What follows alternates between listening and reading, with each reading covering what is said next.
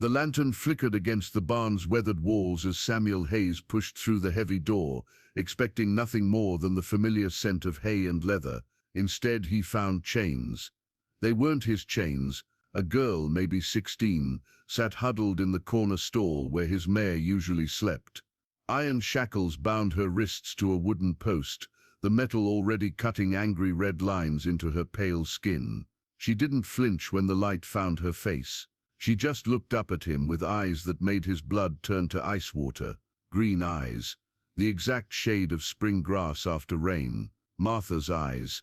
Samuel's lantern trembled in his grip. 3 years. 3 years since consumption had taken his wife, since he'd buried those same green eyes beneath 6 feet of Colorado dirt. But here they were again, staring back at him from a stranger's face. "Please," the girl whispered, her voice barely audible above his thundering heartbeat. "Don't let them take me back." Samuel set the lantern down with shaking hands. The girl couldn't be more than Martha's age when they'd first met, young, frightened, but with that same stubborn tilt to her chin. The resemblance was impossible, unnatural, like God himself was playing some cruel joke. "Who did this to you?" His voice came out rougher than intended. "Men from Crow's Ridge. They said I belonged to them now." She pulled at the chains, and the sound of metal scraping wood made Samuel's jaw clench. "Been riding hard for 2 days. Must have thought your barn was empty." Samuel studied her torn dress, the bruises on her arms, the way she held herself like a cornered animal. Whoever had chained her here wasn't coming back for a social visit. They'd be back with guns and rope and questions Samuel couldn't answer.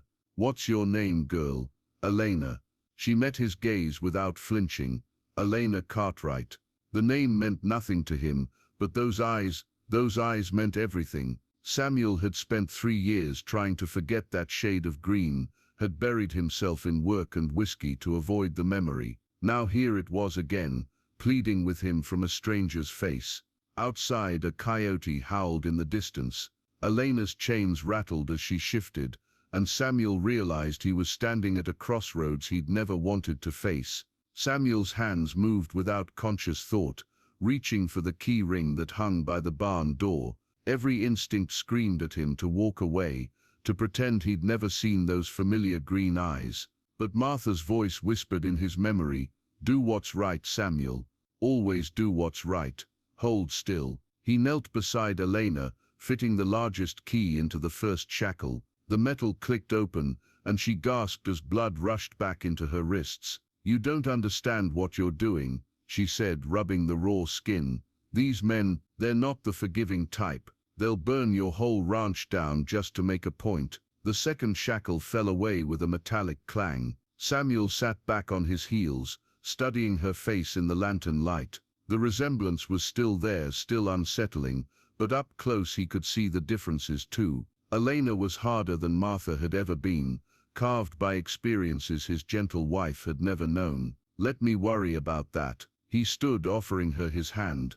"Can you walk?" Elena tested her legs, wincing as she rose. "Been sitting in those chains since yesterday morning. Might take a minute." Samuel guided her toward the house, his mind racing. 3 men lived within shouting distance of his property. Old Pete Hendricks, who'd shoot his own shadow if it moved wrong. The Mallory brothers, who had enough family feuds to keep them busy. And Doc Morrison, who'd patch up anyone but kept his mouth shut about it. None of them would understand why Samuel Hayes, the man who'd become a hermit after his wife's death, was suddenly harboring a runaway girl, especially not a girl who looked like Martha's ghost. "There's a storm coming," Elena said, glancing at the clouded sky. "Smell it in the air. That'll cover our tracks some, but not for long." "How many men are hunting you?" 4, maybe 5, led by a man named Dutch Carver. He's got a reputation for getting what he wants." She paused at the porch steps,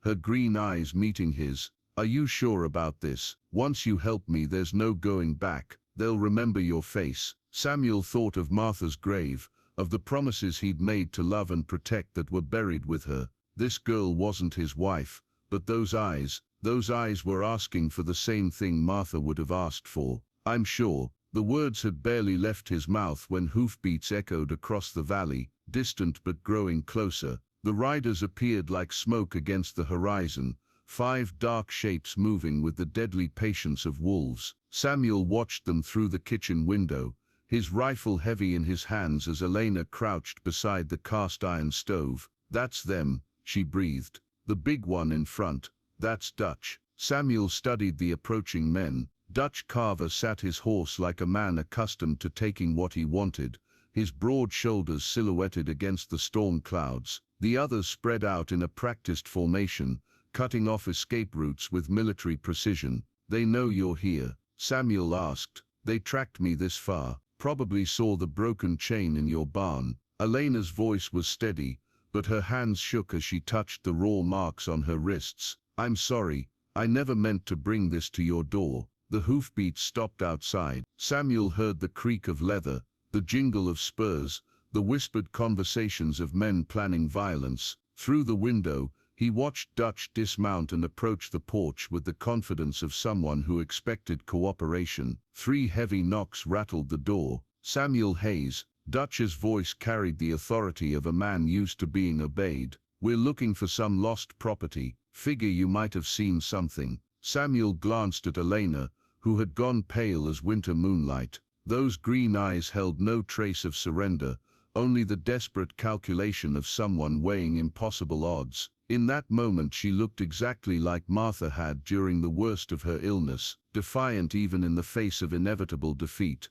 "Stay hidden," Samuel whispered, then called out, "What kind of property?" "The kind that don't belong wandering loose." Dutch's boots shifted on the wooden porch. "Mind if we take a look around?" "Won't take but a minute." Samuel felt the weight of his decision settling around his shoulders like a funeral shroud. He could hand Elena over, apologize for the misunderstanding, and watch these men ride away with their property. It would be the smart choice, the safe choice. But Martha's eyes were watching him from Elena's face, asking a question he'd failed to answer 3 years ago when consumption had taken her. "Will you fight for what matters?" "I'm afraid that won't be possible," Samuel called back, his finger finding the rifle's trigger. The silence that followed was broken only by the distant rumble of thunder. "You got steel in you," Dutch said through the door, his tone shifting from neighborly to dangerous. "That's admirable, also stupid." Samuel positioned himself at the window, rifle trained on the yard. Elena crept to his side, her presence both comforting and terrifying. Up close the resemblance to Martha was even stronger, not just the eyes, but the way she moved, the stubborn set of her jaw. "There's something you should know," Elena whispered, reaching into the torn pocket of her dress. She pulled out a small silver locket, tarnished with age. "This belonged to my mother. She died when I was small, but she told me stories about a man named Samuel Hayes, said he was the kindest soul in Colorado Territory." Samuel's breath caught. The locket was familiar. He'd seen one just like it around Martha's neck. His wife had mentioned a sister once, a sister who'd run off with a traveling preacher before Samuel and Martha had met. "Your mother's name?" "Catherine Cartwright. Before she married it was Catherine Mills." "Mills, Martha's maiden name." Samuel stared at Elena with new understanding. Those weren't Martha's eyes looking back at him, they were family eyes, inherited from the same bloodline. Elena wasn't a stranger who happened to resemble his dead wife. She was Martha's niece. "She used to tell me about Uncle Samuel," Elena continued, her voice barely audible above the wind picking up outside. "Said he was the only man she ever trusted completely, that if anything ever happened to her, I should find you." Samuel's throat tightened. Martha had never mentioned having a sister, but then again, Martha had carried a lot of pain about her family, old wounds she'd never fully explained. "Catherine died 2 winters ago," Elena said. "Fever took her. After that Dutch claimed I owed him money for her debts, said I could work it off in his establishment." She touched the locket like a talisman. "Mama made me promise to run if things got bad, told me to find you." Outside Dutch was losing patience. "Hayes, you got 1 minute to reconsider. After that we start burning things." Samuel looked at Elena, really looked at her, not as a stranger wearing Martha's face, but as family, as the last piece of his wife's bloodline, the only connection he had left to the woman he'd loved. "She was right about me," Samuel said quietly. Your mother. I am the kind of man you can trust. Elena's eyes, Martha's family eyes, filled with tears. Then we fight. Samuel nodded, checking his rifle one more time. We fight. The first shot shattered the kitchen window, sending glass raining down like deadly snow. Samuel returned fire, his bullet catching one of Dutch's men in the shoulder and spinning him from his saddle. Elena scrambled to reload his spare rifle, her hands steady despite the chaos erupting outside. Two down, she called, tracking movement through the broken window. Dutch's voice boomed across the yard. Burn the barn, smoke them out. Orange flames began licking at the barn's weathered walls, casting dancing shadows across the property Samuel had shared with Martha for 7 years.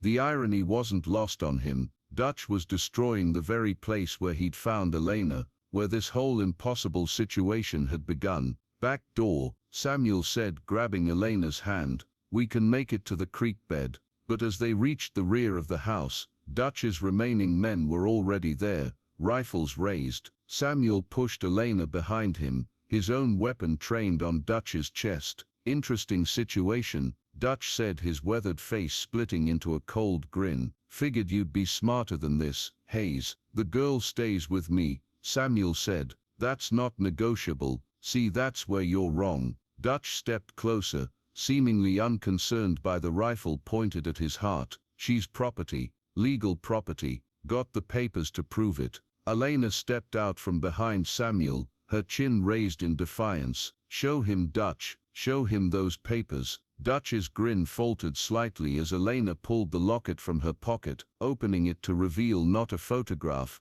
but folded documents. Legal documents. Mama kept copies of everything, Elena said, her voice carrying new strength, including the proof that Dutch forged her signature on those debt papers, that he killed a federal marshal who was investigating him, that his whole operation is built on lies. Samuel watched Dutch's face cycle through surprise, anger, and calculation. The other men shifted nervously, suddenly uncertain about their loyalty to a man who'd been lying to them. You got nothing, girl, Dutch snarled, but his hand was inching toward his sidearm. Samuel's rifle never wavered. Actually, she's got everything, including a federal marshal who'll be very interested in those documents. The sound of approaching hoofbeats made everyone freeze. 6 riders in federal uniforms crested the hill, led by a man with a silver star gleaming on his chest. Elena had done more than just run. She'd sent word to the law.